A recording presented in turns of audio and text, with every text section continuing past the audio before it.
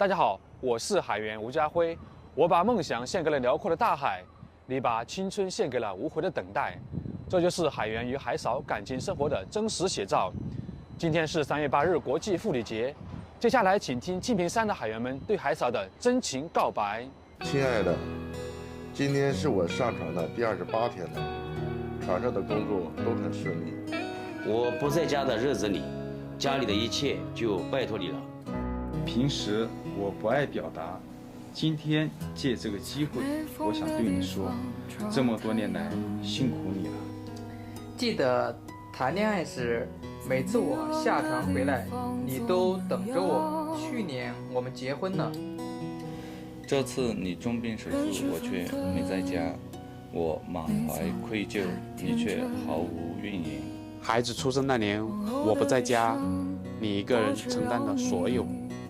記得阿媽有病嗰年，你每日醫院、學校、屋企來回咁走，真係辛苦晒你啊！我一次次的远航，你都告訴我，你就放心工作，家里有我，你不用操心。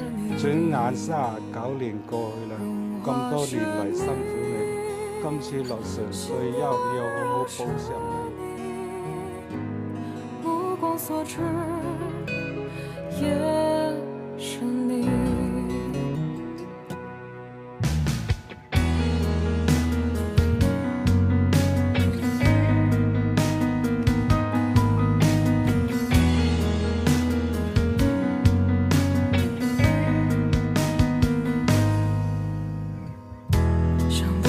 去看星空万里，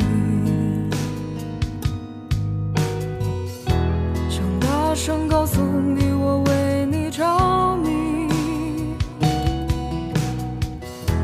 往事匆匆，你总是会感动。往后的余生，我只要你。往后余生。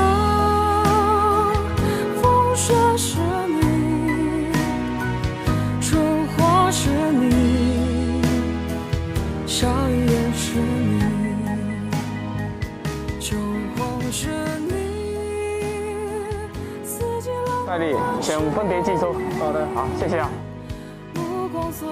在这特别的日子里，向广大海嫂致以崇高的敬意，祝你们节日快乐，身体健康，工作顺利，生活愉快，永远年轻。